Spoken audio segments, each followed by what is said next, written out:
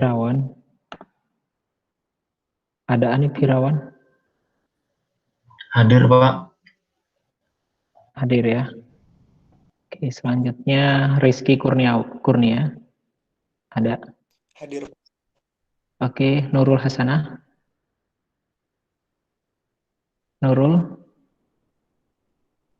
Nurul Hasanah. Belum datang ya. Ada? Belum ya. Selanjutnya Lanita. Ada Lanita? Hadir, Pak.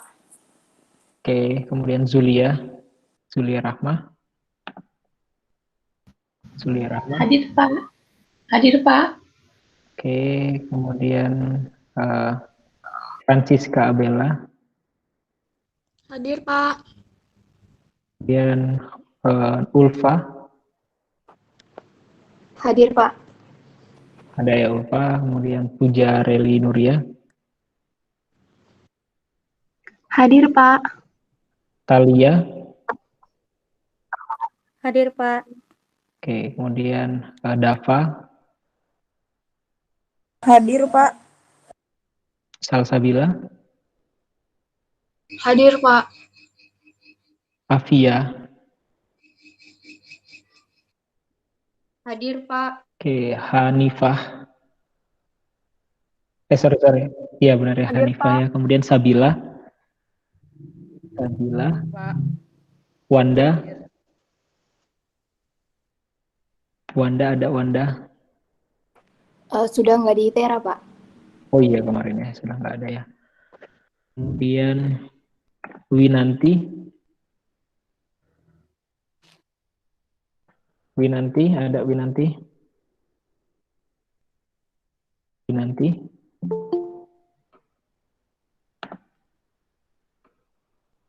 Winanti nggak ada ya Winanti ya.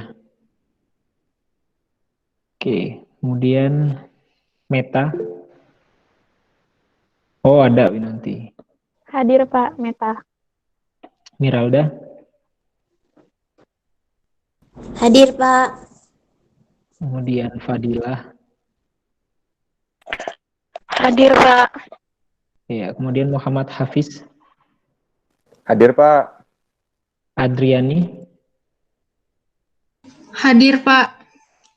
Kemudian Dea Lusnita. Ada Dea?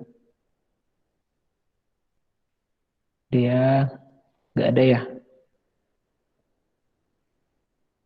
Kemudian Rabi. Hadir, Pak. Selanjutnya Faradila. Hadir, Pak. Prayoga. Hadir, Pak. Sela Anissa. Sela ada. Hadir, Pak. Hadir. Adristi.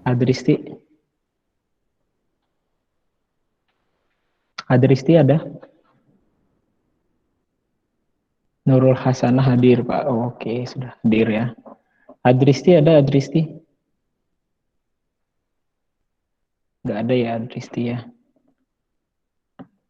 Kemudian Zana ada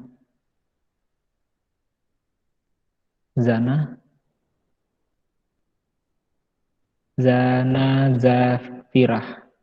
Nggak ada ya Zana ya. Oke, Anissa Dwi Ayu. Hadir, Pak. Oke, Alona. Ada Alona? Hadir, Pak. Barbella. Hadir, Pak. Arif. Hadir, Pak. Oke, selanjutnya Dwi Melasari. Dwi Mela. Hadir, Pak. Selanjutnya Safia.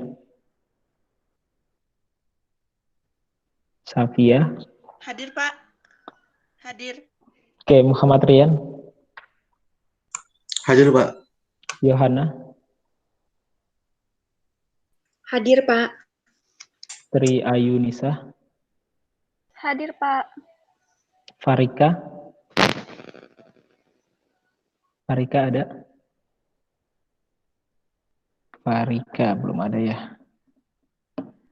Kemudian Dini Permatasari. Hadir, Pak. Selanjutnya Tobias. Hadir, Pak. Risyad. Ada Risyad? Risyad ada? Nggak ada ya. Risyad, kemudian Nita. Nita Adela. Nita Adela ada? Nita Adela?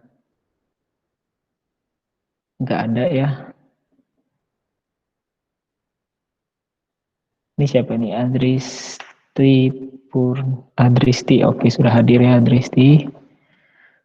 Kemudian Eva Triana. Ada Eva? Hadir, Pak. Hadir. Oke, Maisi Indria. Hadir, Pak. Preti Hadir, Hanifah. Pak. Hadir, Pak. Maita. Hadir, Pak. Rafa. Hadir, Pak. Vira Triana. Hadir, Pak. Kemudian Atia. Atia ada Atia? Atia. Hadir, Pak. Hadir. Sayid. Sayid ada Sayid? Hadir Pak, hadir. Oke, Felisa. Felisa Hana ada? Hadir, Pak. Oke, Hadir. Rido Bangkit. Hadir, Pak. Sandi. Sandi ada Sandi? Ada ya. Alvina ada? Alvina. Hadir, Pak. Oke, saya ulang lagi ya yang belum tadi dipanggil. Dea ada Dea? Hadir, Pak. Oke, Zana. Farika hadir. Oke. Zana ada Zana? Belum hadir. Oke, Risyad ada Risyad? Atau Dea Lucy ya? Dea belum ada ya? Hadir, Pak. Oke, Zana udah ada. Dan Risyad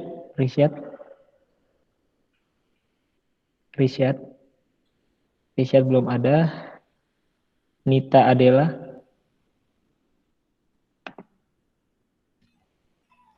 Oke, Nita Adela hadir ya. Berarti yang belum hadir Dea ya sama Risyad ya.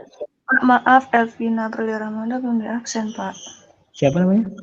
Elvina Aprilia Ramanda, Pak. Oh iya, kamu yang Maaf, Adela Ayu Tamara juga, Pak. Oke, diketik saja coba namanya ya. Biar saya masukkan. Baik, Pak.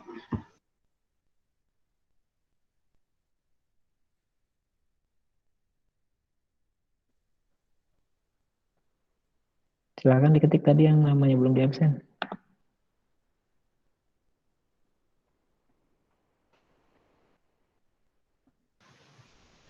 Pak izin menyampaikan, Pak Rica udah di absen belum, Pak? Sudah ada dia, sudah confirm. Terima kasih, Pak.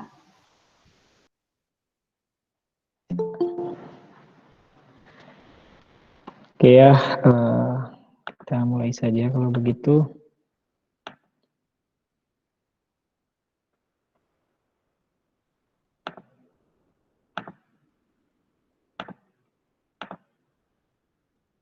Oke, ini apakah sudah terlihat ya?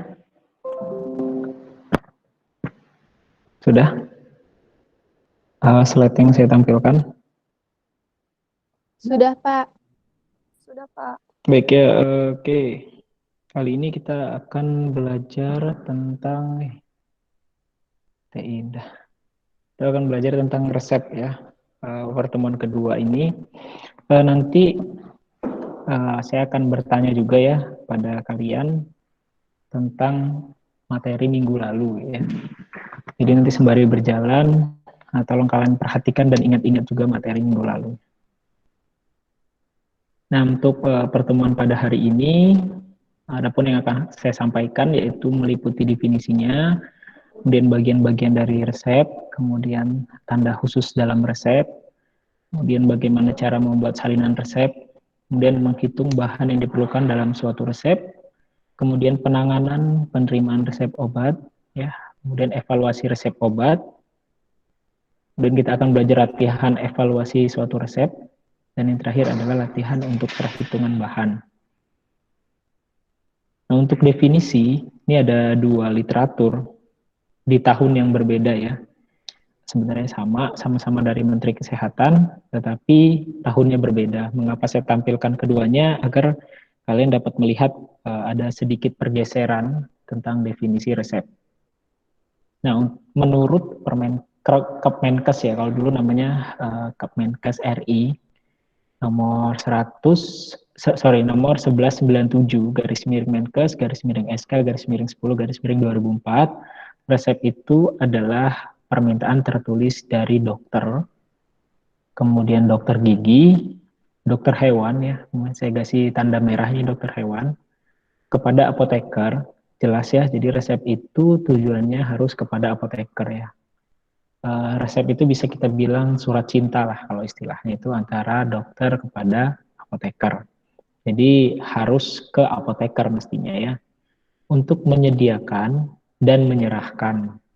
Ya, jadi saya kasih tanda hijau nih, menyediakan dan menyerahkan obat bagi penderita sesuai peraturan perundang-undangan yang berlaku.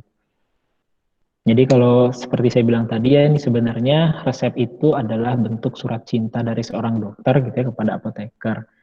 Di mana secara peraturan juga jelas siapa yang diminta, yaitu apoteker ya. Jadi sebenarnya kalau bukan apoteker itu tidak dibenarkan untuk melayani resep ya. Jadi harus apotekernya mestinya. Nah, menurut peraturan yang terbaru ya, Permenkes nomor 72 tahun 2016 tentang pengertian resep, resep adalah permintaan tertulis dari dokter atau dokter gigi. Jadi yang saya kasih tanda merah tadi, dokter hewan itu sudah tidak ada. Jadi kalau dulu dari dokter hewan itu masih mungkin datang resepnya ke apotek, tapi kalau sekarang itu sudah tidak ada lagi. Jadi kemudian bagaimana cara dokter hewan mendapatkan obatnya ya kalau seperti ini? Jadi kalau dokter hewan memang dipersilahkan melakukan dispensing sendiri obat-obat khusus hewan gitu ya. Jadi memang tidak disediakan di apotek. Jadi kalau kita lihat definisinya sehingga jadi perubahan ya atau penghilangan kata-kata dokter hewan. Sama ya kepada apoteker ya, tidak kepada asisten apoteker, tapi kepada apotekernya langsung, baik dalam bentuk paper atau kertas maupun elektronik. Nah, di tahun 2016 ini sudah dibenarkan resep itu berbentuk elektronik ya, artinya tidak harus dibuat atau ditulis tangan di kertas. Jadi dalam elektronik pun kalau kalian sempat ke rumah sakit yang sudah menerapkan sistem ini, resep itu tidak melulu ditulis tangan dalam bentuk kertas, tetapi sudah bergeser atau sudah diperbolehkan juga resep itu dalam bentuk elektroniknya. Untuk menyediakan dan menyerahkan, sama ya, untuk menyediakan dan menyerahkan obat bagi pasien sesuai peraturan yang berlaku. Jadi kalau kita lihat ada 2 poinnya ya, apa yang berbeda. Yang pertama adalah hilangnya dokter hewan dan adanya resep elektronik gitu ya. Kalau dulu tidak dibenarkan ada resep elektronik karena peraturannya belum ada. Jadi kalau dulu sebelum 2016 resep itu harus tulis tangan. Kalau nggak tulis tangan itu bukan resep. Seperti itu ya. Nah, kemudian ada beberapa tipe resep ya. Yang pertama itu pre-compounding prescription atau resep untuk obat jadi. Contohnya itu resep yang sudah ada di pasaran ya. Umumnya sekarang tipe resep yang kita pakai itu adalah tipe resep pre-compounding prescription.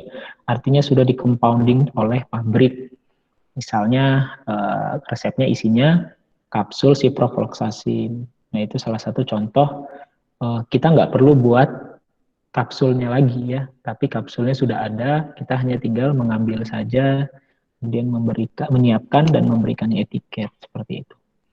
Kemudian extemporaneous prescription. Nah, ini yang model lama ya, yaitu farmasis menyiapkan obat berdasarkan jenis obat dan dosis yang diresepkan oleh dokter dari bahan baku obat.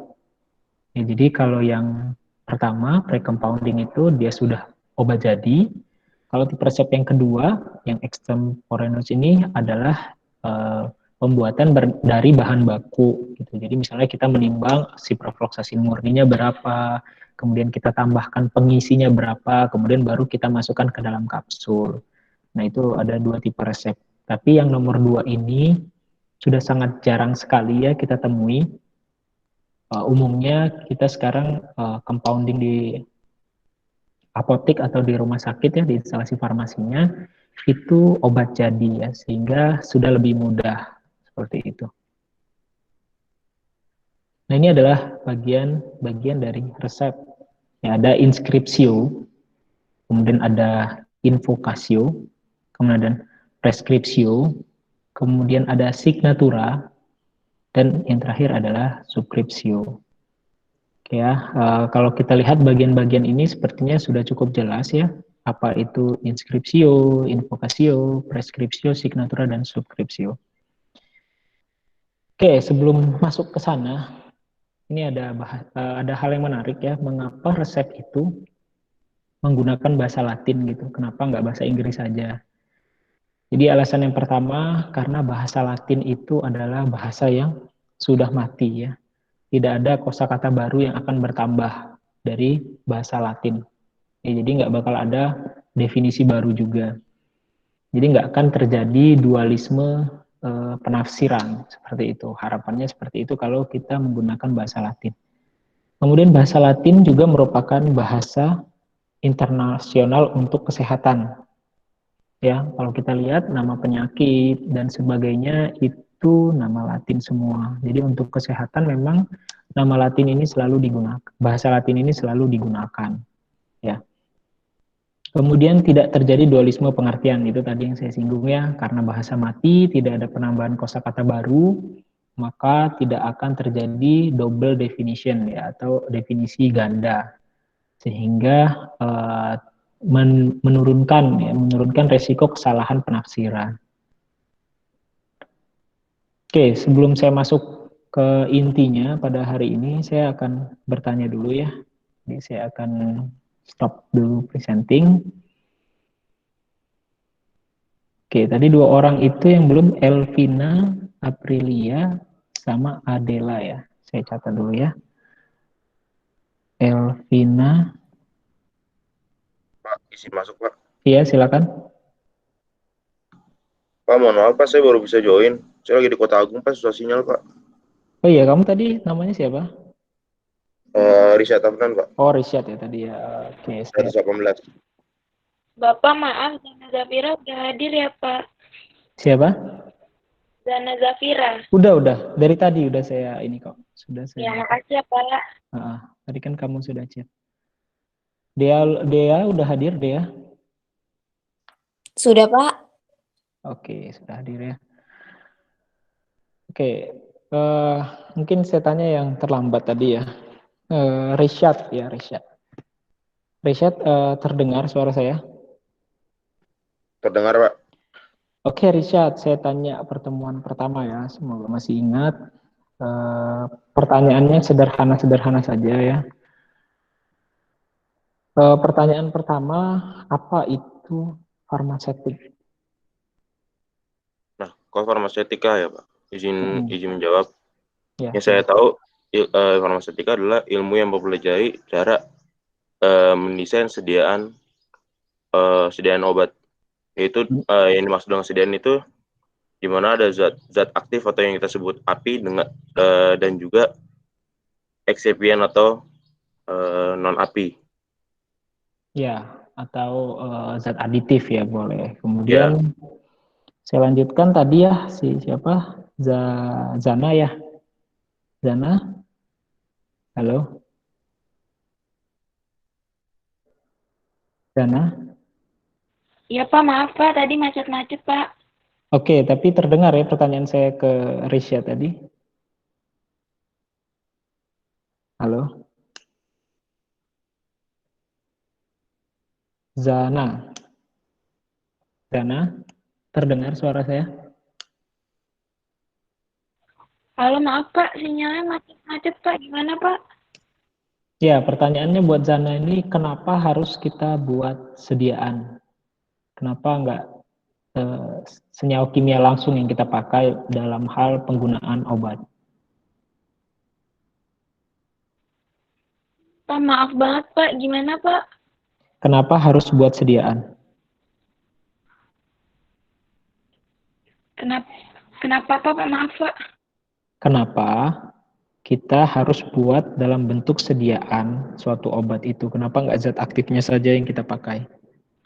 Oh iya Pak, untuk obat harus dibuat sediaan karena untuk membuat apa namanya Halo?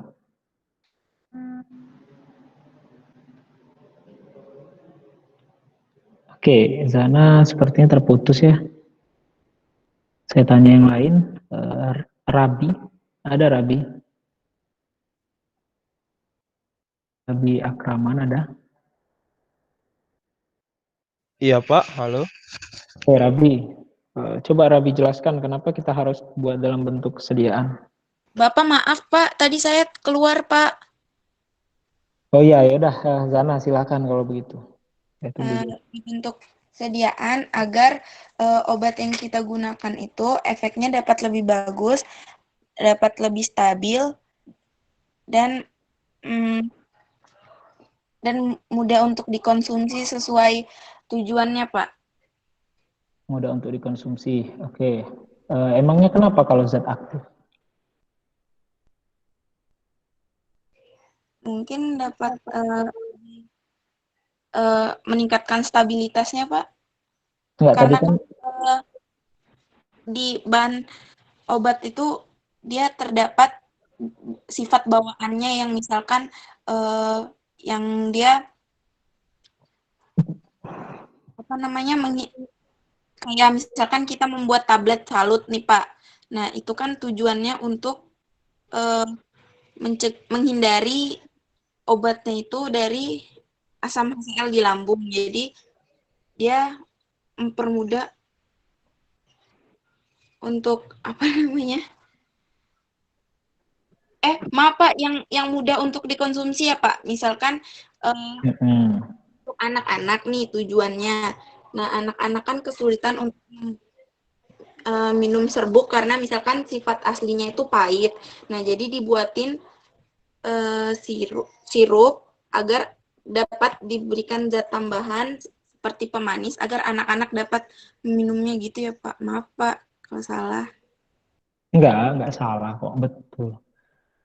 Benar ya, sebenarnya kalian itu bisa mengartikan menurut pemahaman kalian, asal selagi itu masih benar. Makanya saya mau lihat itu dari pertanyaan saya. Jadi tergambarkan bayangan kalian seperti apa terhadap suatu statement gitu.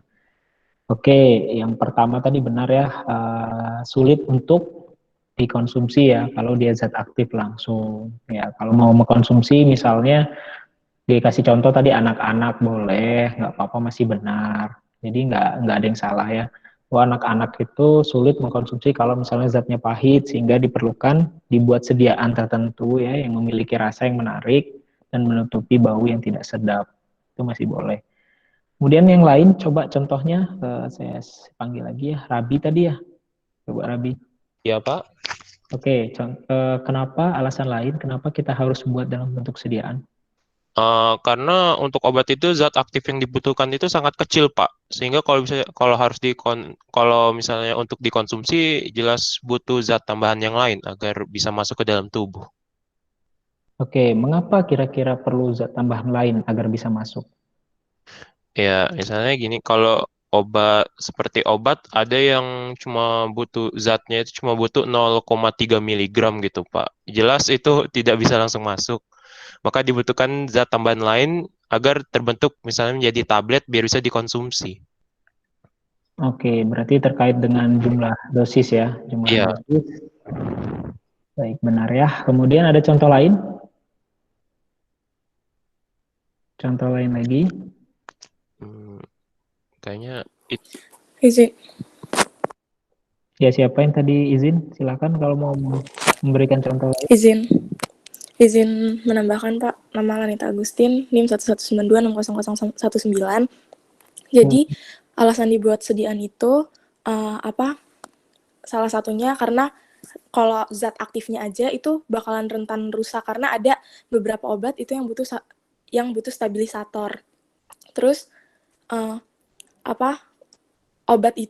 kenapa obat itu harus dibentuk sediaan? Karena kadang kalau zat aktifnya aja, zat rasa atau bau dari zat aktif itu sendiri itu tidak enak, tidak sedap untuk dikonsumsi. Terus akurasinya juga sulit. Kayak contoh tadi misal CTM itu kan 1 kali pemakaiannya 4 mg itu kan sangat kecil banget kalau misalnya nggak dibentuk sediaan, jadi terlalu susah gitu buat efek ke kitanya gitu. Oke, terlalu sulit untuk dikonsumsi ya. Oke, sebagian besar saya rasa sudah mengerti ya mengapa harus dibuat dalam bentuk sediaan. Mungkin ada kurang beberapa, misalnya terkait dengan rute pemberian ya, itu kan tidak memungkinkan kalau dia serbuk itu diberikan dalam bentuk injeksi misalnya dan sebagainya, maka perlu kita bentuk suatu sediaan yang memungkinkan rute tertentu ya. Kemudian yang tadi pentingnya terkait dengan stabilisasi, misalnya dibuat dalam bentuk sediaan entry code, itu ya salah satu bentuk stabilisasi terhadap pH lambung gitu. Dan stabilisasi yang lain ya, misalnya dibuat dalam bentuk atau ditambahkan dengan antioksidan dan sebagainya sehingga zat aktifnya akan lebih stabil. Kemudian saya tanya lagi ya, satu pertanyaan lagi sebelum kita lanjut mungkin ya. Kemarin kan kita belajar tentang bentuk-bentuk sediaan farmasetik ya, bentuk-bentuk sediaan farmasetik. Nah, salah satunya adalah bentuk sediaan semi solid, sediaan cair, sediaan cair. Sediaan cair itu ada 3 ya, yaitu larutan, emulsi, dan suspensi. Oke, coba jelaskan ke saya siapa yang mau, atau saya tunjuk saja ya. Izin menjawab, Pak. Oh iya, oke, Zulia dulu mungkin. Zulia, oke, yang membedakan dari ketiga itu apa? Kalau pengetahuan saya itu yang membedakan 3 bentuk sediaan ini tuh, kalau misalnya larutan tuh yang mencolok itu dari sistem dispersinya, Pak. Jadi yang pertama itu larutan, sistem dispersinya itu molekular. Jadi solidnya tuh terdispersi secara molekuler pada solvent atau pelarutnya. Kemudian untuk emulsi itu sistem dispersinya 2 fase cairan yang tidak tercampurkan. Jadi dia itu penyebarannya terdiri dari 2 fase, bisa oil water atau water oil. Juga biasanya tampak berawan atau berkabut gitu. Jadi nggak semuanya nyampe jadi satu. Terus yang ketiga itu suspensi, di mana sistem dispersinya itu 2 fase, padatannya nggak larut pada cairan atau gas. Biasanya juga dikocok dahulu karena biar bisa dihomogenkan.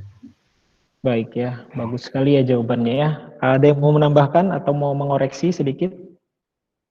Mau menambahkan mungkin ada yang mau menambahkan? Ada? Nggak ada ya. Memang sudah cukup lengkap jawabannya. Intinya itu sistem dispersinya yang berbeda ya. Yang pertama itu sistem dispersi molekular ya. Perlu kalian garis bawahi, dispersi molekular itu artinya dia larut. Kemudian ada yang sistem dispersi 2 fase tak tercampurkan ya, yaitu sama-sama cairan. Yang distabilkan itu tadi lupa ya, yang distabilkan dengan surfaktan atau emulgator, itu jangan lupa. Karena 2 cairan yang tak tercampurkan kalau tidak distabilkan dengan emulgator atau surfaktan itu tidak akan bisa homogen ya. Kemudian yang terakhir adalah sediaan padat yang tidak larut ya, sistem suspensi. Kemudian diberikan, biasanya ditambahkan itu suspending agent ya. Suspending agent itu salah satunya untuk meningkatkan viskositas agar padatan tadi tidak langsung mengendap ketika setelah dikocok ya. Karena setelah dikocok kita punya beberapa waktu untuk menuang ya. Bayangkan kalau seandainya langsung mengendap, maka ketika dituang dosisnya itu tidak akan sama. Hingga perlu ditambahkan suspending agent untuk memperlambat proses pengendapannya. Itu tadi ya. Oke ya, saya rasa sudah masih cukup ingat ya tentang pertemuan sebelumnya. Saya lanjutkan kalau gitu.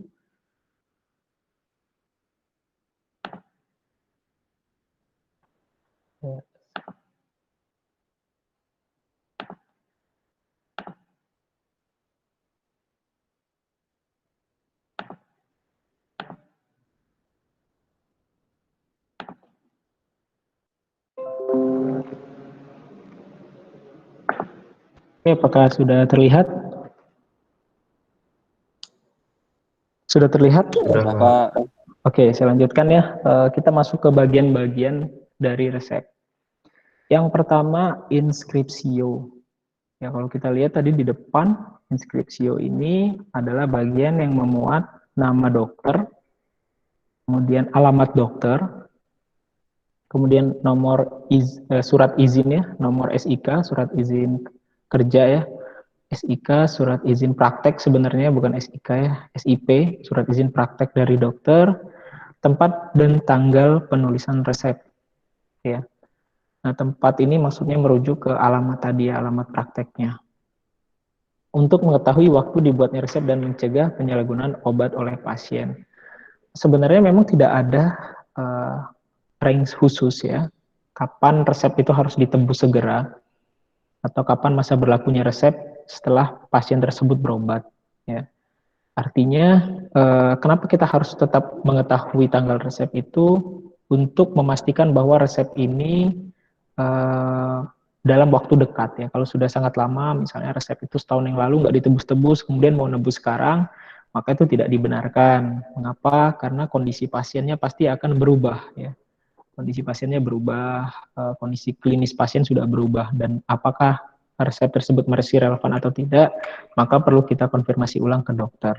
Tapi yang saya tahu ya, untuk maksimal kapan kita harus menebus sebuah resep, itu secepatnya, yang pasti yang secepatnya, tapi tidak ada batasan khusus. Misalnya setelah 7 hari resep tersebut hangus, tidak bisa ditebus lagi, itu saya belum pernah baca. Tapi mungkin kalian kalau pernah baca, silakan informasikan ke saya ya. Jadi lebih tepatnya kita mengetahui tanggal resep itu untuk memastikan apakah kondisi klinis pasien saat ini itu masih sesuai ketika resep ini dituliskan. Karena dikhawatirkan dengan sudah lama ya, tanggal resep itu sampai dia menebus, itu kondisi klinis pasiennya sudah berubah. Kecuali untuk penyakit-penyakit degeneratif ya. Kalau penyakit-penyakit degeneratif memang umumnya resepnya memang itu-itu saja gitu. Misalnya obat-obat antihipertensi, obat gula, dan sebagainya. Nah, ini kemungkinan memang masih bisa kita layani. Tetapi untuk kondisi-kondisi tertentu yang perlu penilaian klinis ulang, itu harus kita konsultasikan lagi ke dokter apabila tanggal resepnya itu sudah cukup jauh ya dari waktu yang diresepkan. Kemudian bagian selanjutnya adalah invokasio ya. Disimbolkan dengan R garis miring ya, atau RX. Kalau di luar negeri itu RX. Kalau di Indonesia ini sebenarnya RX, tapi disingkat gitu ya, jadi seolah-olah R garis miring, padahal RX gitu. Pada bagian kiri setiap penulisan resep. Jadi setiap sebuah resep itu harus ditulis RX gitu ya. RX ya, itu merupakan singkatan dari bahasa Latin, yang disebut dengan recipe, yang berarti ambillah ya. Jadi RX itu artinya adalah ambillah. Kemudian selanjutnya adalah prescriptio. Ini merupakan bagian utama dari suatu resep. Bagian utama, mengapa dia bagian utama? Karena berisikan nama dan jumlah obat yang diresepkan. Jadi di bagian ini itu merupakan inti dari suatu resep. Kemudian cara pembuatan atau bentuk sediaan yang dikehendaki ya. Jadi di sini berisikan nama, jumlah obat, cara pembuatannya juga. Misalnya campur dan buatlah dalam serbuk terbagi, maka ditulis Miscovac pulveris ya, atau MF pulv. Kalau dia pulveris ya, biasanya pulvnya itu tidak dikasih titik Tapi kalau dikasih titik, nah itu pulvis, yaitu sebuk tak terbagi. Nah, kalau dia dalam resep itu M titik F ya, Miskevat pulverus, maka buatlah dalam serbuk terbagi atau dibuat dalam puyer. Nah, itu salah satu contoh cara pembuatan dari bagian preskripsio. Nah, pada resep yang kompleks, preskripsio ini dapat dibagi menjadi base-nya atau zat aktif, kemudian ada adjuvan, dan ada vehicle atau pembawanya. Jadi kalau resepnya kompleks, biasanya kita dapat menilai mana zat aktifnya, mana yang hanya sebagai adjuvan, mana yang sebagai pembawa.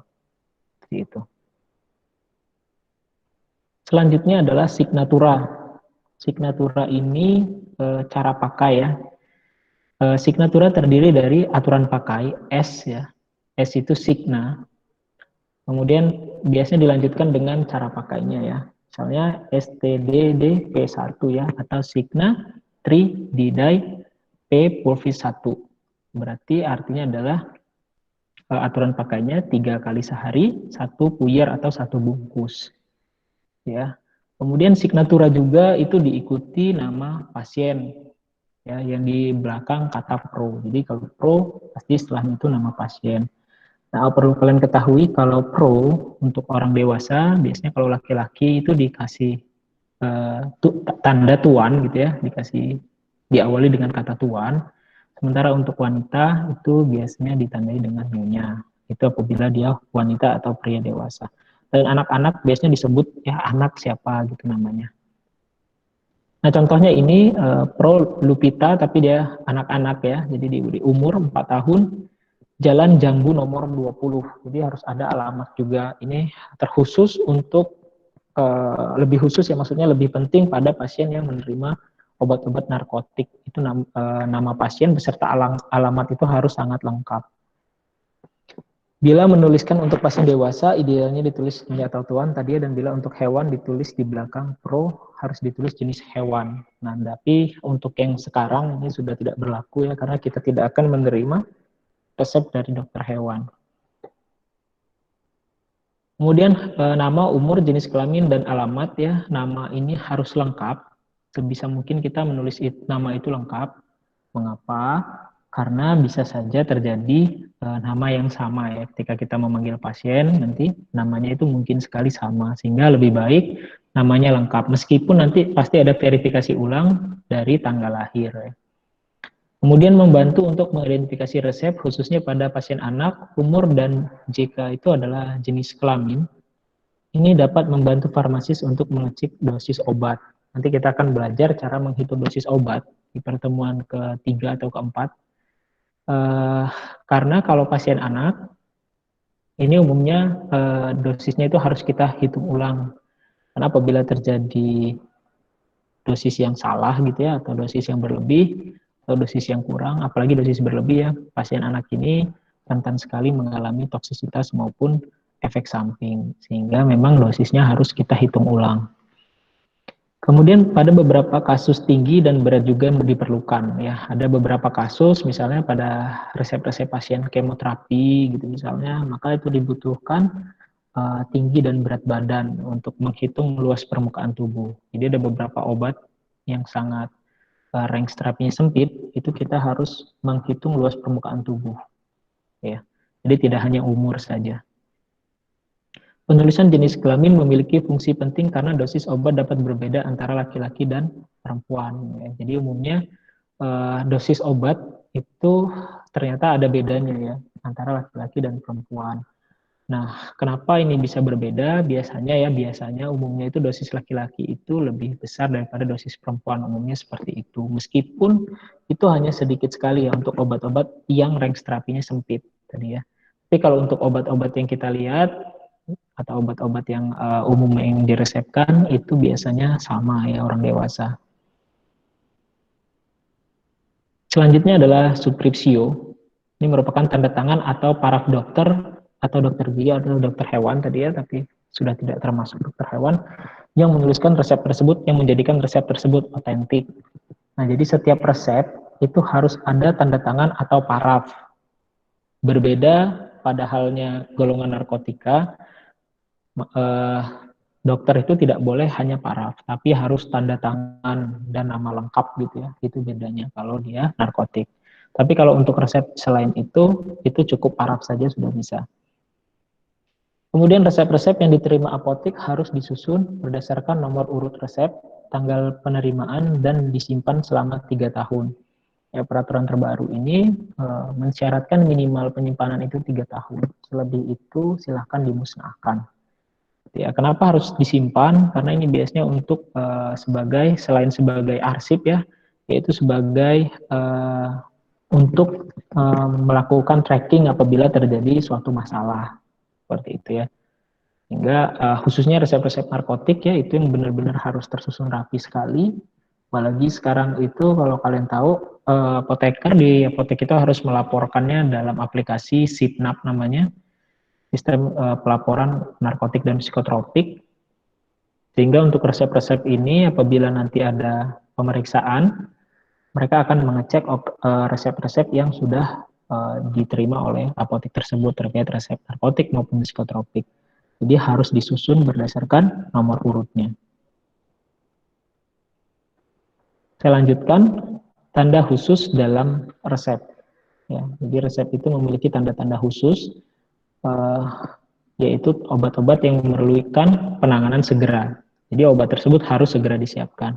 Contohnya adalah sito atau segera ya, kemudian statin penting, kemudian urgent sangat penting, dan yang terakhir adalah PIM atau periculum in mora, yaitu berbahaya bila ditunda. Nah dari runutan ini, yang paling apabila misalkan kalian menerima resep itu ada 4 resep, kemudian di atasnya itu ada tulisan ini semua, ada sito, statin, urgent, dan PIM. Maka yang pertama harus kalian tangani ya, apabila bersamaan 4 resep ini dengan tanda yang seperti ini, maka itu yang pertama harus didahulukan adalah PIM ya, periculum in mora, yang bahaya apabila ditunda. Ini yang lebih dahulu dikerjakan. Kemudian baru urgent, baru statin, dan terakhir adalah sito. Seperti itu ya. Nah ini kalau kita lihat ada suatu resep ya dari Dr. Razi Maulana, alamat praktek Jalan T Bendahara nomor 1 Banda Aceh tahun 2011 misalnya seperti ini. Sito R tadi apa arti R? Ambillah ya. Jadi kalau kita baca itu seperti ini, R, ambillah parastamol 100 mg dan sakarum laktis secukupnya, buatlah dalam bentuk serbuk terbagi. Kemudian ada DTD, nanti saya akan jelaskan bahwa setiap dosis itu setiap pulvis tadi memiliki dosis yang seperti di atas sebanyak 6 ya. Kemudian aturan pakainya itu adalah Cigna Prorenata ya, dipakai seperlunya jika demam ya, satu bungkus. Pro Susi 2 tahun sebentar ya, hanya ada alamat Penumping 1/2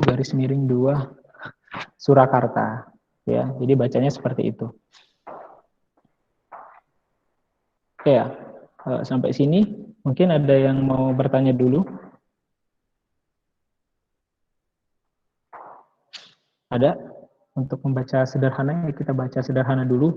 Nanti detailnya saya akan menjelaskan tentang Cigna ini di pertemuan selanjutnya lagi. Gimana cara membacanya, tapi untuk gambarannya seperti itu. Ya, misalnya sito, segera ya, ambillah parastamol 100 mg, sakarum laktis secukupnya ya. Kemudian buatlah misefak dalam suatu pulv ya, atau suatu serbuk yang dimaksud sini adalah serbuk terbagi. DTD nomor dengan dosis masing-masing setiap pulvis tadi sejumlah di atas yaitu 100 mg sebanyak 6 pulveres dengan aturan pakai Cignanya Prorenata jika diperlukan sebanyak 1 pulveres ya. Pro Susi 2 tahun, kemudian alamat Penumping 1 Surakarta. Izin bertanya. Iya, silakan. Saya Sela Anissa, NIM 1192696. Itu kan tanda khusus itu Di bagian kanan atas resepnya ya Pak ya? Iya. Tapi di contoh resepnya itu di bagian kiri Pak. Oh iya. Itu bagaimana ya Pak? Ya sebenarnya nggak ini ya, nggak apa namanya, umumnya itu di bagian kanan atas ya. Di bagian kanan atas itu pun di sini nih. Biasanya itu di sini, di atas sini. Di bagian ini ya Pak? Di bawah, sorry. Jadi ini misalnya resep ya. Nah di sebelah sininya ditulis nih biasanya nih. Kelihatan nggak kursor saya? Kelihatan Pak.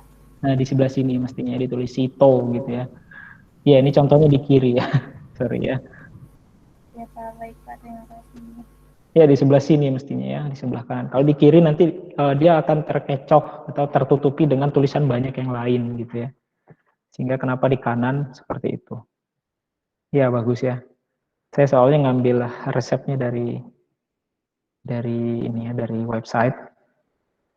Ya bagus sekali sudah diingatkan. Di sebelah kanan ya, di sebelah kanan sini. Karena satu paper ya, satu paper itu bisa saja lebih dari satu ya, sangat mungkin lebih dari satu resep. Gitu ya. Sangat mungkin sekali satu kertas itu bisa 3 resep, 4 resep. Nah, tetapi kan kalau yang Sito itu biasanya 1 atau 2 saja ya. Biasanya injeksi-injeksi, misalnya kalau kita di UGD. Nah, itu yang Sito. Itu yang untuk operasi-operasi. Itu di kanan. Oke ya.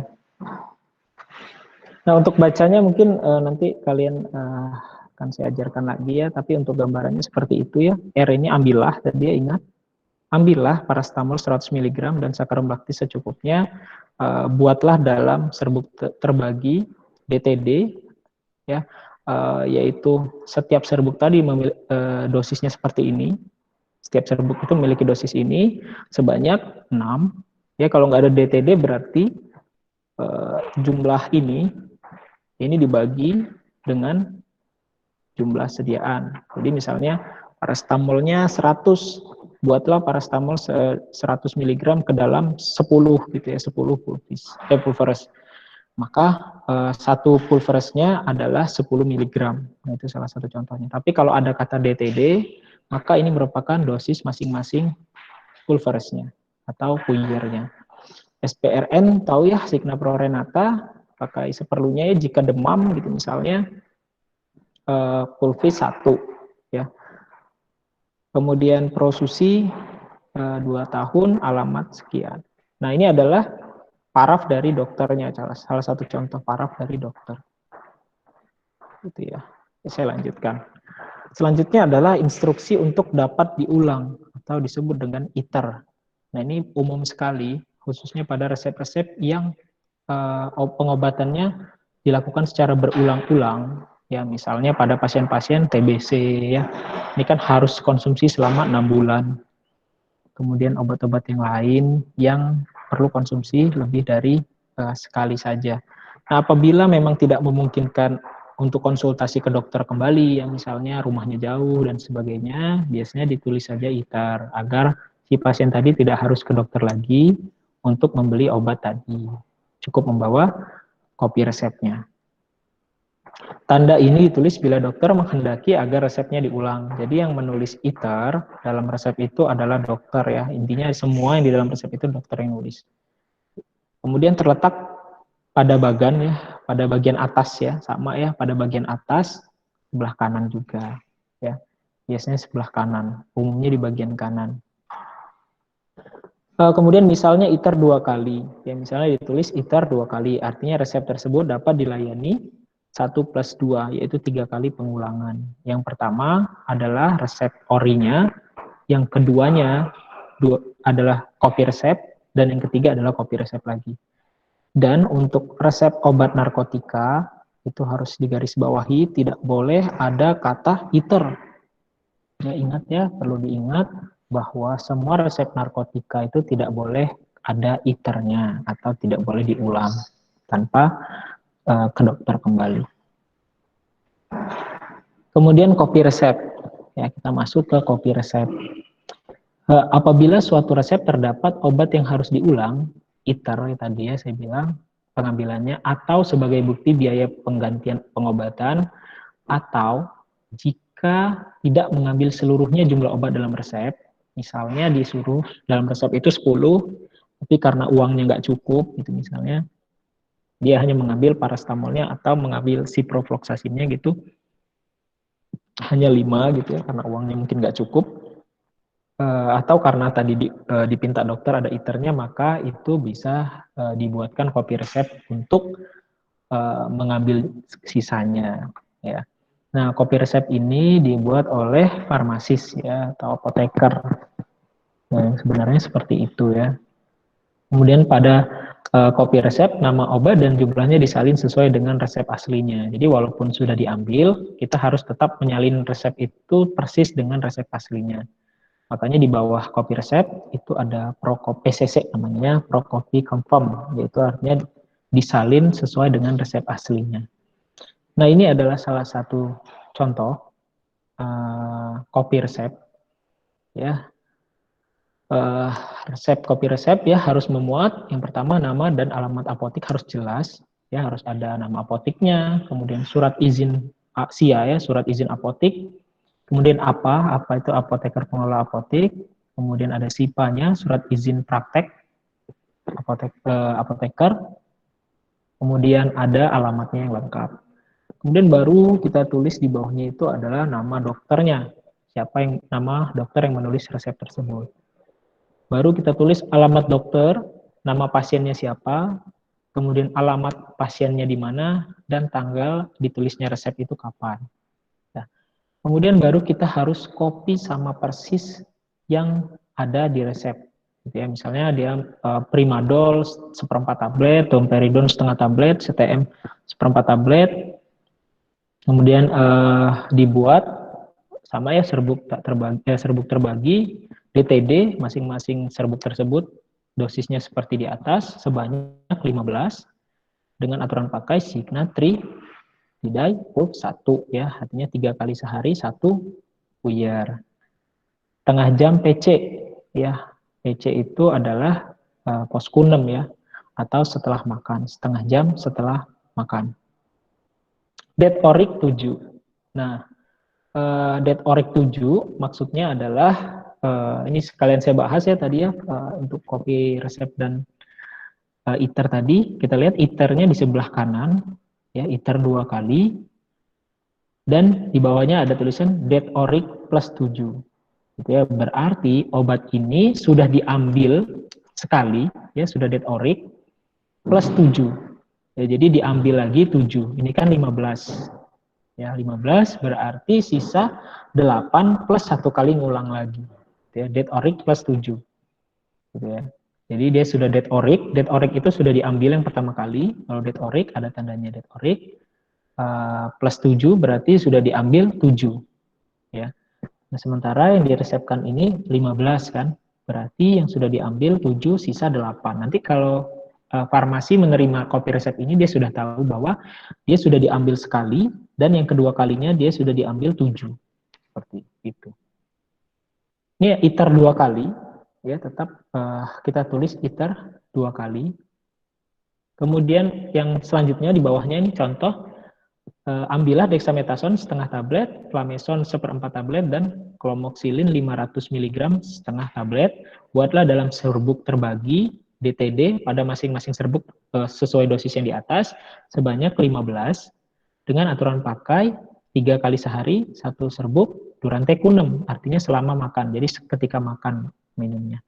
Dikasih tanda di bawahnya nedet. Nedet ini artinya belum diambil sama sekali. Ya.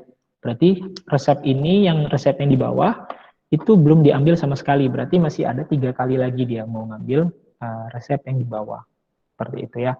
Jadi kalau yang di atas sudah diambil Det orik sudah diambil plus 7. Ya, sudah Det orik ditambah diambil 7 yang hari ini.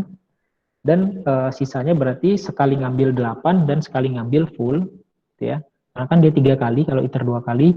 Sementara yang di bawah, itu iternya masih 2 kali, nedet, berarti belum diambil sama sekali. Artinya masih 3 kali lagi dia diambil ya. Seperti itu. Jelas untuk yang kopi resep? Ada yang mau bertanya sebelum saya kasih? Oke. Ini contoh lagi ya. Contoh lagi mudah-mudahan ini lebih dimengerti ya. Iter 3 kali ini di sebelah kiri ya. Nah, sebenarnya sebelah kanan iter itu ya. ITER 3 kali, ambillah paracetamol 200 mg, equal ini pemanis ya, secukupnya, buatlah dalam kapsul DTD pada masing-masing kapsul memiliki dosis di atas, sesuai dosis di atas, sebanyak 10, dengan aturan pakai S1DD cup 1. Jadi, 1 kali sehari 1 kapsul untuk Tuan Ang Yuli. Nah, kalau kita lihat, ada tulisan ITER 3 kali ya. Berarti apa? Berarti resep ini dapat diambil sebanyak 4 kali. Nah, untuk kopi resep yang pertama setelah diambil, maka kita tulis date oric. Tadi ya, date oric nih. Date oric. 1 kali resep asli dan 3 kali mengulang dengan menggunakan kopi resep. Tadi ya kalau 4 kali. Kopi resep pertama dia sudah ngambil, maka kita tulis date oric. Ya, berarti sudah diambil originalnya atau sesuai dengan resep aslinya yang pertama. Nah, keterangan resep baru ditebus pertama kali pada kopi resep ditulis datur original ya. Artinya baru diberikan resep aslinya pasien dapat mengulang menebus obat 3 kali lagi gitu ya. Karena date oric. Oke, selanjutnya dia menebus yang kedua kali. Maka kita tulis datur 2 kali. Ya, sudah diambil 2 kali. Berarti sisa 1 kali lagi gitu ya. Jangan bingung ya. Kopi resep kedua seperti ini. Kemudian kopi resep ketiga kita tuliskan datur 3 kali. Date 3 kali. Berarti sudah 3 kali diambil. Dan kopi resep yang terakhir ditulis datur 4 kali. Nah, pada saat pasien menebus obat keempat kalinya, pada kopi resep ditulis datur 4 kali, kopi resep berikutnya sudah tidak berlaku lagi. Ya, kenapa kita tetap berikan kopi resep kalau memang sudah nggak bisa ditebus lagi? Tadi ya, mungkin saja dia mau mengklaim ya, misalnya dia setelah berobat, habis obatnya berapa, maka harus melampirkan kopi resep, sehingga tetap kita berikan. Sebenarnya nggak diberikan lagi juga nggak apa-apa, karena ini sebenarnya sudah tidak bisa ditebus lagi. Seperti itu ya. Jadi jangan bingung ya, ditulis-tulis aja. Maaf. Ya. Saya Prayoga Salim, NIM 119260095. Pak, saya masih kurang paham Pak yang masalah tadi datur plus 7 itu. Oh, itu ini kan Bapak jelasinnya kali, kok di situ plus Pak? Maksudnya gimana Pak? Maaf, saya kurang paham. Iya. Oh, kalau yang ini berbeda kasusnya ya. Kalau yang tadi itu datur 4 kali, datur 2 kali itu artinya dia sudah diambil semua. Kalau kasus yang ini, date oric plus 7 itu date oric yang pertama kali dia sudah diambil plus 7. Artinya ada 7 pengambilan, karena jumlah ini adalah berapa? 15 plus 7, berarti yang sudah diambil dia 7, berarti sisanya adalah 8. Gitu ya. Jadi date oric yang pertama sudah diambil plus 7, berarti yang diambil sudah 8. Seperti itu. Yang diambil sudah 7, sisa 8. Seperti itu. Bisa ditulis juga date oric 7 misalnya. Kalau saya tulis date oric 7 ya, nggak ada plusnya misalnya. Date oric 7. 7 pulveres misalnya. Berarti ini adalah pertama saya kali ngambil, dan yang saya ambil itu baru 7-nya. Gitu ya. Jadi date oric 7 misalnya. Kalau ada plusnya, berarti ini kemungkinan date oric yang pertama sudah selesai, ya sudah diambil sekali, dan yang kedua kalinya dia baru mengambil sebanyak 7. Gitu. Kalau ITER-nya tetap ditulis sama ITER 2 kali. Nanti misalnya mengulang dia misalnya, tetap aja tulisnya ITER 3 kali, ITER 3 kali, ITER 3 kali, nggak berubah ITER-ITER-nya. Cuman yang berubah adalah di bawahnya ya. Di setiap bawah resep itu ada tulisan date. Apa date berapa deh? Date 2 kali gitu. Misalnya ITER 2 kali baru date 2 kali. Misalnya seperti ini nih. Mana ya? Date oric. Nah ini. Date 2 kali, sementara dia ITER 2 kali. Apakah masih bisa nebus lagi? Masih bisa ya, karena yang pertama adalah date oric, date 2 kali, yang terakhir baru date 3 kali. Karena ITER 2 kali itu untuk 3 kali ambil. Gitu ya, jangan bingung. Ini date oric, maksudnya itu date oric sudah diambil resep yang pertamanya plus 7. Jadi dia cuma bisa ngambil 7 aja. Entah dia kurang biaya atau segala macam, kita nggak tahu, sehingga harus kita tulis bahwa yang sudah diambil date oric plus 7 pulveres pada resep ini. Jadi sisanya masih ada 8 plus 1 kali lagi. Gitu. Itu. Ini yang agak rumit memang contohnya ya kalau yang ini. Tapi kalau mau yang simple dulu, yang seperti ini. Ini yang pertama kita tulis date oric, ya. Kemudian yang kedua baru kita tulis date 2 kali atau datur 2 kali. Kita tulis datur 3 kali. Gitu. Ini umumnya ditulis date oric ya untuk yang pertama. Ada juga yang menulis date 1 kali, itu ada juga. Tapi umumnya itu date oric ditulis. Gitu ya. Jadi jangan bingung. dead oric yang ini plus 7, bukan 7 kali. Kalau yang ini kan contohnya 2 kali, 3 kali. Gitu. Beda memang. Yang ini baru diambil 7, sementara yang ini, kali-kali ini adalah sudah diambil berapa kali. Seperti itu. Iya Pak, silahkan Pak. Bagaimana? Masih bingung? Terima kasih Pak.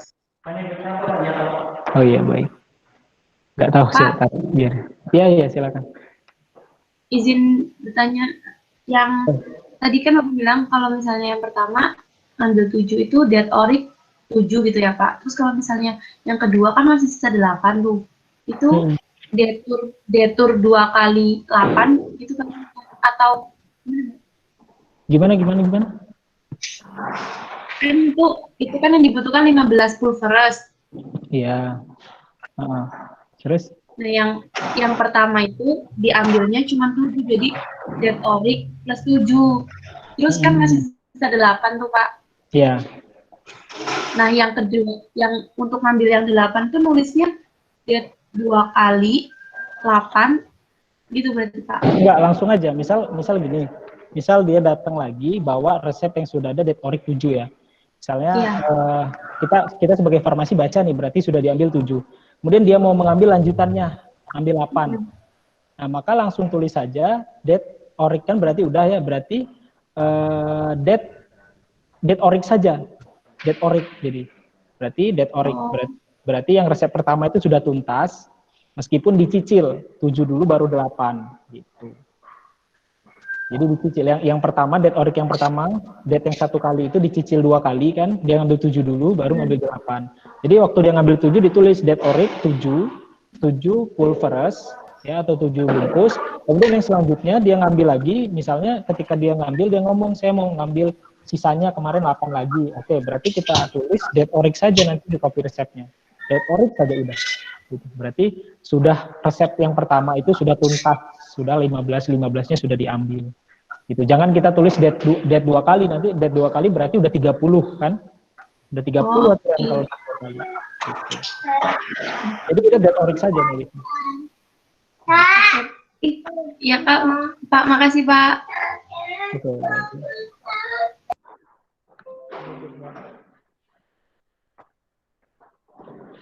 Oke, ada lagi yang mau bertanya ini?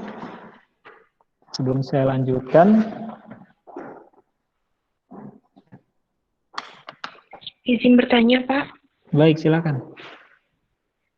Iya, masih yang tadi. Itu kan misalnya itu 2 kali. Nah, yang tadi Pak bilang kan misalnya dead oric plus 7. Terus dia ngambil sisanya lagi 8.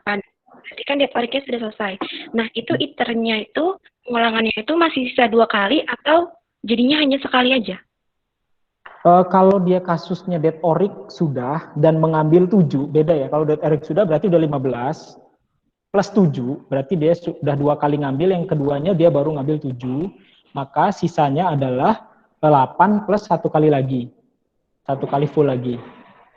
Gitu. Jadi dibedakan. Kalau dia memang dari awal belum mengambil sama sekali, baru ngambil 7, maka kita tulis dead oric, berarti dia 2 kali ngambil lagi. Karena itu kan 3 kali.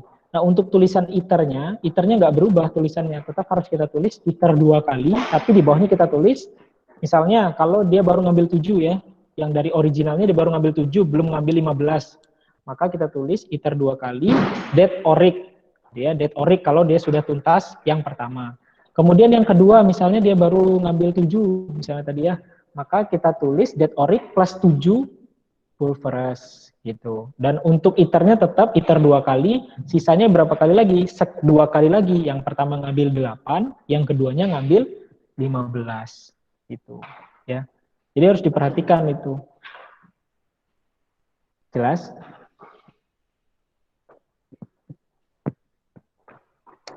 Oke, gimana? Kalau untuk iternya ini nggak berubah ya, sampai akhir itu kita harus tulis iternya sama persis, karena namanya copy resep, PCC ya, Pro Copy Confirm, itu harus mengcopy sesama-samanya dengan resepnya, intinya harus di-copy seluruhnya. Walaupun dia sudah, ya walaupun dia sudah ngambil 2 kali, Kita tulis aja det 2 kali gitu ya. Udah ngambil 3 kali, det 3 kali. Nanti kalau ada farmasi yang nerima lagi, misalnya iter 2 kali, sementara udah ditulis det 3 kali, berarti kan udah tuntas. Nah itu jangan dilayani lagi. Jangan dilayani lagi, nanti dibuatin lagi copy resep det 4 kali, gitu ya. Berarti kan aneh, masa jumlah iternya 2 kali, tapi det-nya sudah sampai 4 kali. Nah itu berarti ada yang salah di situ. Pak, izin bertanya Pak. Ya, Berarti detur itu selalu mulai dari detur 2 kali Pak? Enggak, ya kan? Ya bisa, det 1 kali bisa, tapi nggak umum, biasanya det orik. Oh iya. Oh iya. Makasih Pak. Ya, umumnya itu det orik ya. Detur 1 kali itu jarang ketemu. Oke, saya masuk ke aturan resep narkotika ya. Ini sebenarnya sudah saya singgung. Maaf Pak. Oh iya, silakan. Berarti ini maksudnya kalau misalkan iter 2 kali, itu berarti det ketiganya itu kita masih bisa ngambil kan Pak? Cuma kan selanjutnya lagi nggak bisa kan? Iya betul. Jadi gini ya, misal iternya 2 kali, saya punya resep nih, iternya 2 kali. Pertama saya bawa resep ini ke apotek, saya akan dapat kopi resep, tulisannya det orik. Saya sudah 1 kali ngambil berarti kan. Kemudian saya balik lagi ke apotek, dikasih saya det 2 kali. Kemudian saya ngambil lagi dengan det yang 2 kali ini ke apotek, dikasih saya det 3 kali. Nah det 3 kali ini dikasih ke saya, boleh, nggak dikasih juga boleh. Kenapa? Biasanya tadi saya bilang, kenapa tetap dipinta? Biasanya untuk mengklaim obat, itu dibutuhkan kopi resep. Nah, tetapi kalau nggak mau dikasih, karena nggak ada gunanya juga kan, dikasih nggak bisa ditebus lagi kan. Nah, misalnya dikasih nih, terus dia ke apotek, bawa resep yang sudah tulisannya det 3 kali, dan sudah ada tulisan di atasnya iter 2 kali. Nah, itu berarti nggak boleh dilayani. Kenapa? Karena resep tersebut sudah selesai ditebus. Karena kalau kita hitung tadi, saya pertama dikasih det orik, yang kedua kali saya dikasih det 2 kali, yang ketiga kali saya dikasih det 3 kali. Berarti saya sendiri udah 3 kali dapat obat. Gitu. Jadi saya nggak bisa saya bawa yang det 3 kali ini balik lagi ke apotek. Saya dimarahin nanti orang apotek. Ini sudah selesai mas, katanya pasti nanti. Tapi tetap dikasih, kalau kalian mau sebagai farmasi mau ngasih kopi resep yang det 3 kali tadi nggak apa-apa. Gitu intinya. Karena misalnya dia untuk klaim apalagi dia berobat dibayarin misalnya dari kantor, biasanya seperti itu ya. Jadi untuk det itu kalau belum diambil nedet gitu ya, nedet. Nah itu ditulis di bawahnya nedet, misalnya dari satu paper itu disalin, kemudian yang satu dia bisa ada uang misalnya ditebus sama dia semua, maka kita tulis det orik, atau kita tulis det aja. Ada istilah lagi DID itu sudah ditebus setengah dari jumlah total. Nah itu DID biasanya ditulis. Ya, banyak sih istilah-istilah resep itu. Nanti kalian akan banyak ketemu ketika praktikum ya. Jadi ketika praktikum nanti kalian akan banyak sekali ketemu istilah-istilah dalam resep. Tapi di sini saya hanya menjelaskan bagian-bagiannya, kemudian cara membacanya bagaimana. Dan ketika kalian ketemu bahasa Latin yang aneh itu kalian mengerti bahwa bahasa Latin ini adalah cara pakainya loh. Bahasa Latin ini adalah cara membuatnya, gitu. Jadi nggak salah, gitu ya. Sekarang saya lanjut ke aturan resep narkotik. Yang pertama tadi saya bilang ya bahwa tidak boleh diulang, ya tidak boleh ada kata iter di atasnya. Kalau ada kata iter dari resep narkotik, ketika praktikum misalnya atau ketika ujian gitu, maka kalian harus tahu bahwa ini nggak boleh ada dan tidak benar kalau ada. Kemudian bila ada obat golongan narkotik yang belum ditebus atau belum diambil seluruhnya, maka sisa obat dalam kopi resepnya, nah ini kita boleh buat kopi resep untuk obat narkotik jika dia tidak menebus seluruhnya, bukan karena iter ya, tetapi karena dia tidak menebus seluruhnya. Dan hanya boleh ditebus lagi sisanya itu di apotek yang sama. Ya misalnya saya ke apotek A, saya mau menebus suatu narkotik, tapi saya nggak punya uang misalnya untuk nebus semua. Ya udah, karena yang penting bisa makan untuk 2 hari misalnya, yang penting saya pulang bawa obat, saya tebus semampunya. Kemudian saya pulang dikasih kopi resep. Nah kopi resep ini kalau saya keliling apotek pasti nggak akan ada yang nerima. Saya harus ke apotek A tadi. Kenapa?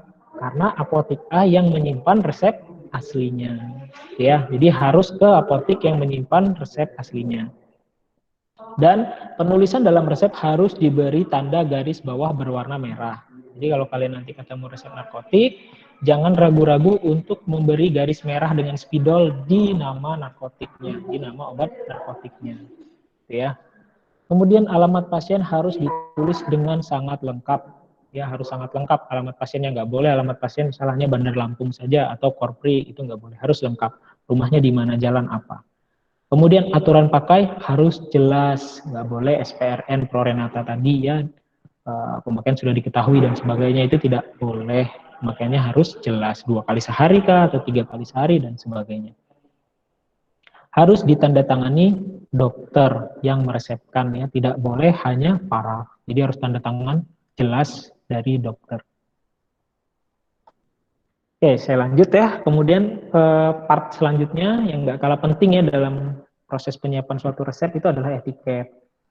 Etiket dalam penggunaannya dibedakan atas 2, yaitu untuk penggunaan luar ya, atau biru, dan penggunaan dalam atau warna putih. Kemarin sudah saya singgung ya, putih itu hanya untuk rute yang melalui mulut dan ke saluran cerna. Sisanya di luar itu adalah etiketnya berwarna biru.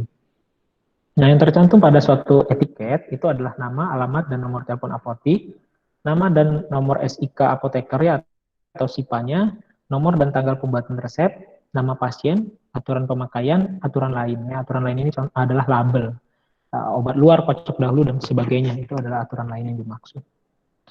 Nah, dalam alur penanganan resep, ya suatu resep itu, alurnya itu, ini saya kasih contoh adalah resep yang di rumah sakit ya, atau di apotik, adalah resep masuk, kemudian dilakukan screening. Yang pertama ya, screening itu yang pertama adalah screening administratif, atau screening kelengkapan resep. Tadi udah saya singgung ya, kelengkapan resep apa saja, itu harus dicek satu persatu. Ada nggak semua itu? Kalau tidak ada, maka obat ini tidak lengkap secara administratif. Kira-kira biasanya ya, obat yang tidak administrasinya nggak lengkap, misalnya nggak ada nama dokternya, kemudian obat narkotik nggak ada tanda tangannya, salah satu contohnya tadi ya, maka ini tidak usah dilayani ya. Seperti itu. Biasanya sih di cross check ulang sama dokter yang bersangkutan. Karena dikhawatirkan resep palsu ya. Karena orang yang tidak mengerti cara menulis resep pasti nulisnya administrasinya kacau. Oleh karena itu untuk menghindari hal-hal tersebut biasanya tidak dilayani. Kemudian screening farmasetika, ini dilihat inkompatibilitas atau kompatibilitas terhadap pembawanya. Ini biasanya kalau obat-obatnya merupakan kontemporer ya, sistem dispensingnya kontemporer. Ini harus kita cek apakah cocok dengan pengisi seperti ini, pembawa seperti ini, apakah cocok atau tidak. Dan screening farmakologi. Nah, screening farmakologi ini biasanya dilihat ke tepat dosis, tepat indikasi, tepat sebagainya, ada 5T ya, 5T 1W, waspada efek samping yang terakhir. Apakah cocok untuk pasien usia segini dan sebagainya ya. Itu adalah screening farmakologi. Nah, setelah dilakukan screening ya, barulah apoteker tadi menyerahkan resepnya biasanya untuk kepada asisten apoteker untuk menyiapkan, untuk mengambil ya, untuk diambil, ditimbang dan diracik biasanya. Kemudian setelah diracik atau setelah disiapkan ya, maka nanti ada pengecekan ulang dengan orang yang berbeda ya, dan pemberian etiket. Jadi diberikan etiket, kemudian dicek ulang apakah sudah benar obat yang diambil, dan yang terakhir baru diserahkan. Nah, sebelum diserahkan, ini juga dilakukan pengecekan ulang lagi. Kalau kita lihat banyak sekali pengecekan ulang. Yang pertama di screening, kemudian ketika penyiapan obat itu ada pengecekan, kemudian ada pemberian etiket, itu dicek lagi apakah yang diambil sudah sesuai, dan pengecekan ulang ketika sebelum diberikan ke pasien. Jadi mestinya obat tersebut tidak mengalami salah pasien ya kalau kita dicek oleh orang yang berbeda dan berulang-ulang. Karena kalau dilakukan oleh satu orang, misalnya pasien seorang farmasis menerima resep, kemudian dia sendiri menyiapkan, dia meracik, kemudian dia sendiri memberi etiket, kemudian dia juga menyerahkan ke pasien, maka ini akan rentan sekali terjadi kesalahan. Gitu ya. Di alur penanganan resep yang paling penting adalah recheck ya, adalah cek ulang oleh orang yang berbeda. Nah, kemudian tadi ya administratif adalah evaluasi kelengkapan resepnya. Jadi menurut Permenkes tadi tahun lama sebenarnya ini tahun 1981, paling tidak suatu resep itu ada nama, alamat, nomor izin, tadi kurang lebih sama dengan bagian-bagian resep ya, tempat dan tanggal penulisan resep, tanda RX, pada bagian kiri setiap penulisan obat, nama setiap obat, tanda tangan atau paraf dokter, ya. Kemudian tanda seru atau paraf dokter pada obat yang lebih dosis maksimum. Kalau ada dosis yang lebih dosis maksimumnya setelah kita hitung, kita beri tanda seru. Kemudian kita minta paraf dokter apakah memang dokter menginginkan dosis maksimum dosis yang melebihi dosis maksimum tersebut diberikan. Artinya yang nanti tanggung jawab adalah dokter kalau memang dosisnya lebih dari dosis maksimum. Kemudian nama pasien, alamat, dan sebagainya. Nah, sekarang ini coba kalian cek apa masalah dari resep ini. Ya, silakan dikerjakan ini. Saya kasih waktu 10 menit saja. Nanti saya sebut namanya, saya panggil namanya. Mau saya lihat apakah sudah bisa atau tidak. Silakan di screenshot dulu atau bagaimana. Saya kasih waktu 10 menit ya. Sudah di screenshot? Kalau sudah saya stop sharing dulu. Sudah? Sudah ya.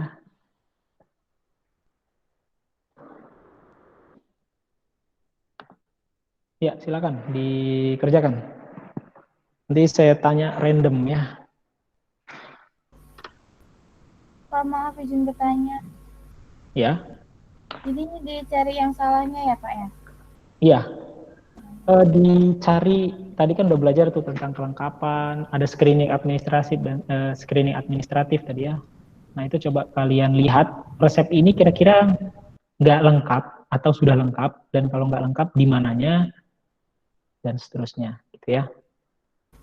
Ya baik Pak. Sudah di screenshot tadi ya.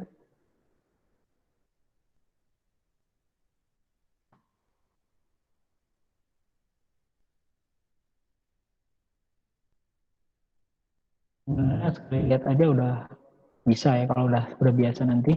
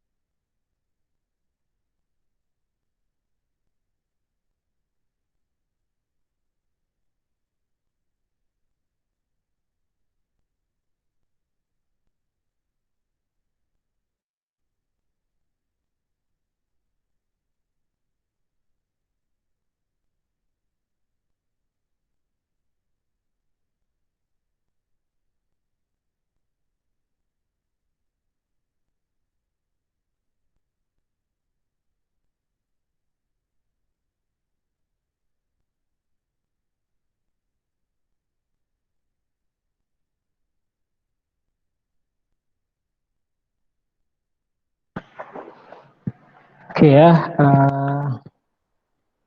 sudah ya, saya coba panggil Preti Hanifah. Preti, ada Preti? Preti Hanifah.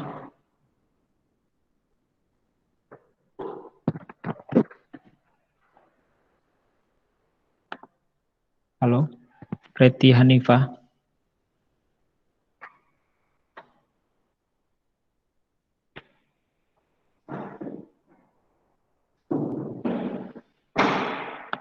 Preti Hanifah ada?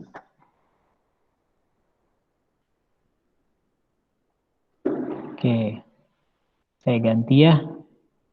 Padahal ada ya Preti ya.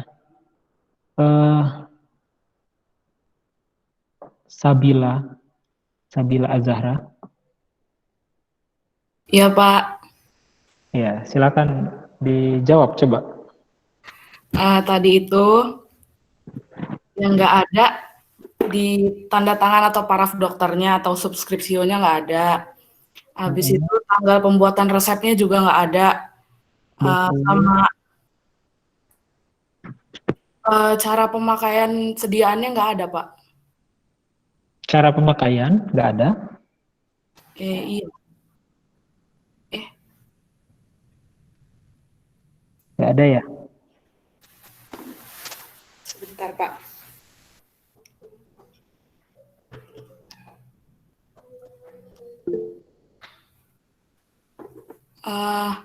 Sepertinya iya, Pak.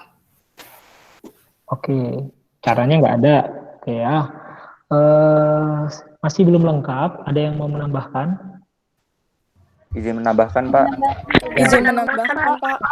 Izin Ya, menambahkan, silakan. Pak. Bentar. Izin menambahkan, Pak. Mau nambahin semua.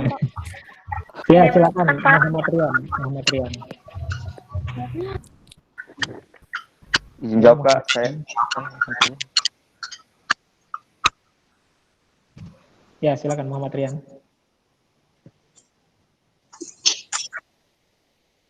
Loh, malah di-mute Muhammad Rian. Izin jawab, Pak. Dari saya, Pak. Muhammad Hafiz Al-Fikri, Pak. Oke, silakan. Izin jawab, Pak. Nama Muhammad Hafiz Al-Fikri, NIM 119260087. Oke. Kalau dari pengamatan saya tadi, Pak, yang tidak ditemukan itu alamat pasiennya. Terus penulisan pro pada nama pasien itu harusnya memakai tuan atau apa gitu. Terus sama tadi tanda tangan dokter nggak ada dan jumlah obatnya, Pak. Itu aja, Jumlah Pak. obat nggak ada. Ya. Oke. Ada lagi? Cukup, Pak. Cukup. Menambah, Pak. Ya, silakan tambahkan lagi.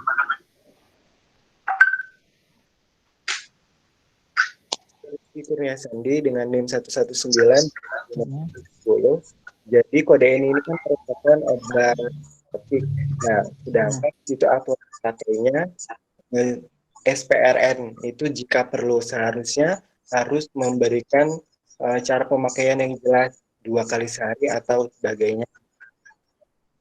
Oke. Kemudian jumlah obatnya juga nggak jelas.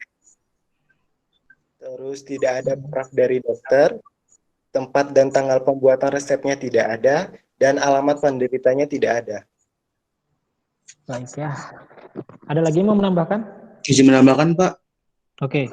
Saya Muhammad Reza Reza, NIM 109260111. Yang pertama itu alamat dokternya belum begitu jelas ada di mana. Jalan Cabang Raya itu cuma Jalan Cabang Raya, bukan lengkap di provinsi mananya. Terus yang kedua, alamat pasien tidak ada. Terus penulisan nama pasien harusnya dengan tuan. Terus jumlah sediaannya tidak ditulis. Tanggal resep juga nggak ada. Sama nomor telepon praktik dokternya nggak ada. Oke. Bagus ya. Saya rasa cukup ya. Sudah banyak masukan tadi dan sebagian besar benar ya. Tentang kasus ini yang perlu digarisbawahi juga ini adalah narkotik ya, kodein.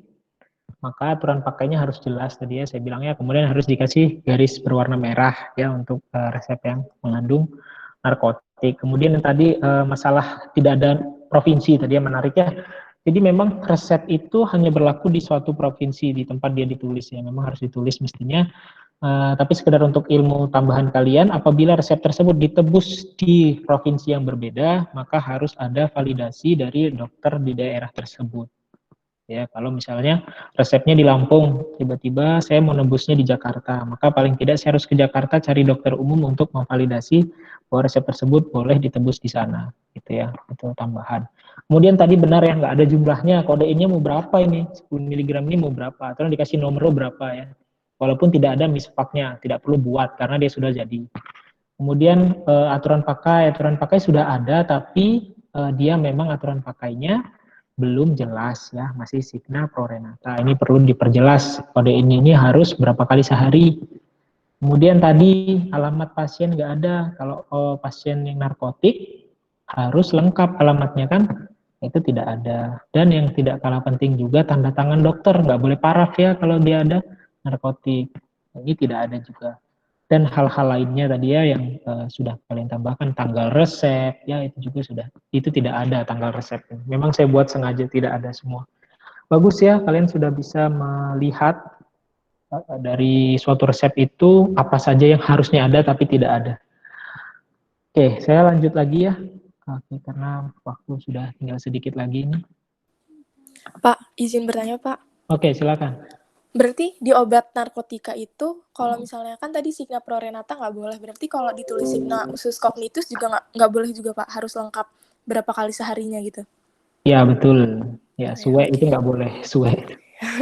Makasih Pak. Ya. Tadi ngasihnya SPRN aja contohnya ya. Ya, suwe juga ya, open sek itu juga harus jelas. Intinya aturan pakainya harus jelas berapa kali sehari itu. Selanjutnya adalah perhitungan dalam menyiapkan suatu resep. Ini perhitungan sederhana ya, belum belajar tentang perhitungan dosis, kita nanti di pertemuan selanjutnya. Bahwa jumlah obat atau bahan obat yang harus disiapkan terlebih dahulu itu harus dihitung kebutuhannya sesuai dengan yang diresepkan ya. Jadi harus kita hitung dulu jumlahnya. Nah, suatu resep jika terdapat singkatan DTD tadi ya, saya singgung di awal, yaitu singkatan denture tells dose, itu adalah berikan sejumlah dosis tersebut, artinya sejumlah dosis tersebut per satuannya ya, per dosis sekali minum ya. Maka kalau kita menghitung jumlahnya, kita harus mengalihkan antara nomero dengan masing-masing dosisnya. Contohnya seperti ini. Suatu resep ya, misalnya ambillah paracetamol 250 mg, CTM 1 mg, saccharomlactis QS ya secukupnya, buatlah ke dalam suatu serbuk terbagi DTD ya, denture tells dose, dosis pada masing-masing serbuk tadi sejumlah yang di atas, sebanyak 10. Dengan aturan pakai 3 kali sehari satu serbuk, satu puyer ya. Untuk Sinta 6 tahun. Nah, berapa tablet paracetamol dengan dosis 500 mg dan CTM dengan dosis 4 mg yang dibutuhkan untuk membuat resep di atas? Coba tinggal dikalikan saja ya, berarti ya berapa kira-kira? Ya, berarti 5 ya, 5 tablet cukup. Kenapa? Karena 2.500 mg. Tahu ya, 2.500 dari mana? Yaitu nomornya 10 dikali paracetamol yang dibutuhkan tiap dosis. Sementara dibutuhkan 10 dosis ya, atau 10 full fresh. Berarti dibutuhkan 5 tablet paracetamol. CTM-nya kira-kira berapa? Kalau gitu. CTM-nya kira-kira 10 mg. CTM-nya berapa tablet? Berarti ya 10 mg. Berarti sekitar 2,5 tablet ya. Gitu ya. Ini hitungannya. Berarti yang dibutuhkan adalah 2,5 tablet CTM dan 5 tablet paracetamol. Kemudian kita gerus gitu ya, kita tambahkan saccharomlactis secukupnya, kemudian kita bagi menjadi 10 gitu ya, sehingga DTD tadi atau masing-masing dosis setiap pulveres itu sejumlah 250 mg paracetamol dan 1 mg CTM. Seperti itu ya. Sederhana sebenarnya hitungan ini, nggak sulit ya, hanya saja kalian harus jeli memperhatikan ada DTD atau tidak, ada denture tells dose atau tidak. Kalau tidak ada, maka dosis itu adalah untuk dosis 1, misalnya gini ya, misalnya saya buat paracetamol 2,5 gram, CTM 10 mg, SLQS MF pulv nomor 10. Nah, itu sama saja dengan paracetamol 250 dan CTM 1 mg DTD nomor 10. Gitu ya, itu sama saja. Bedanya kalau dia ada DTD, dia berarti setiap dosisnya sejumlah segini ya, setiap pulveresnya. Tetapi kalau tidak ada DTD, berarti untuk 10 pulveres itu mengandung sejumlah ini gitu ya. Itu yang harus kalian ingat, bahwa kalau nanti ada resep misalnya tidak ada DTD-nya, jangan kalian kalikan lagi dengan jumlah sediaannya, jangan kalian kalikan dengan nomornya kalau dia tidak ada DTD. Tapi kalau ada DTD, baru kalikan dosis setiap obatnya dengan nomornya. Gitu. Berarti ya. Jadi kalau udah latihan di praktikum pasti mengerti. Oke, sekian ya untuk kuliah hari ini. Tugasnya saya minta di Google Classroom. Ini ada sebuah resep. Silahkan di screenshot lagi, sama seperti tadi ya.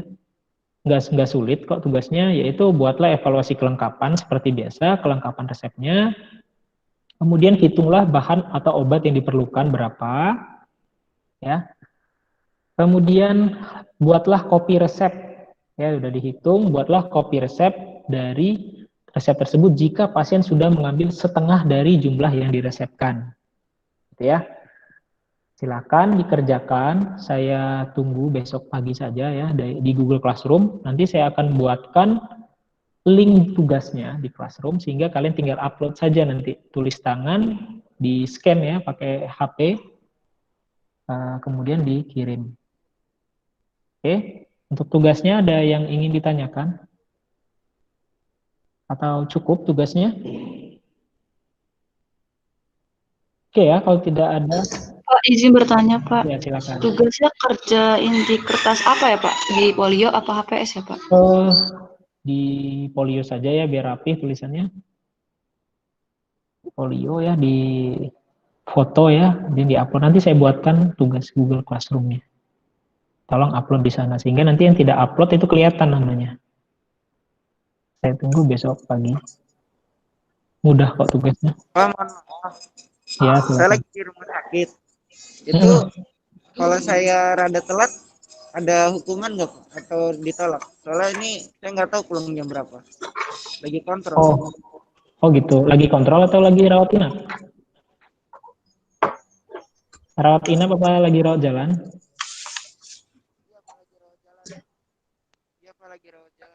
Oh, rawat jalan. Saya rasa cukup ya, malam ini selesai. Gitu. Oh iya, siap Bu. Iya, malam masih sempat dikerjakan kok. Nggak sulit kok tugasnya. Ya, saya tunggu besok pagi ya. Untuk tugasnya sendiri nih, ada yang mau ditanyakan nggak? Apa bingung ini? Izin bertanya, Pak. Itu yang untuk buatlah evaluasi kelengkapan dari resep, itu kita tulis resep. Gimana? Iya, maksudnya gimana? Ditulis dulu resepnya? Iya, resepnya ditulis dulu ya. Disalin dulu resepnya. Suaranya putus-putus soalnya.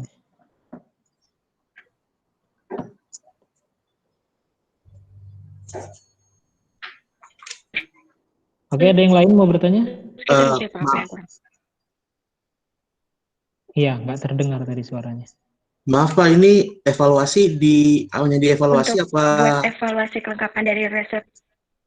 Iya, evaluasi kelengkapannya apa yang nggak ada gitu. Terus nanti diperbaikan apa dievaluasi saja Pak? Dievaluasi kemudian disarankan aja. Sarankannya bagaimana? Kalau untuk jumlah kopinya berapa liter Pak? Nggak ada memang.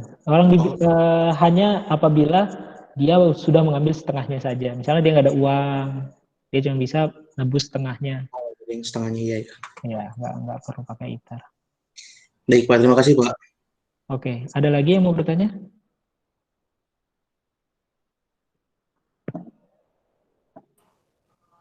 Ya, izin bertanya Pak. Ini jumlah bahan atau obatnya ini dalam bentuk miligram atau dalam tablet Pak? Dalam bentuk miligram. Kalau di sini ditulis miligram, nanti kalian lihat sediaannya itu berapa miligram. Ya, Oh, di ini. Jadi berarti nanti jawabannya itu misalkan amoksilin itu satu tabletnya 400 gitu. Nanti kita jawabnya pakai tablet itu ya Pak? Ya, jadi kalian tambahkan keterangan, ini bagus ya pertanyaannya.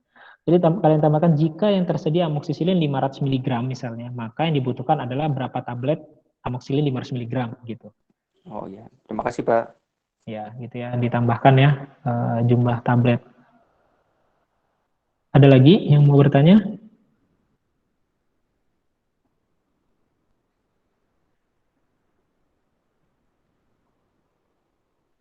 Baik ya, kalau tidak ada, saya rasa cukup untuk hari ini.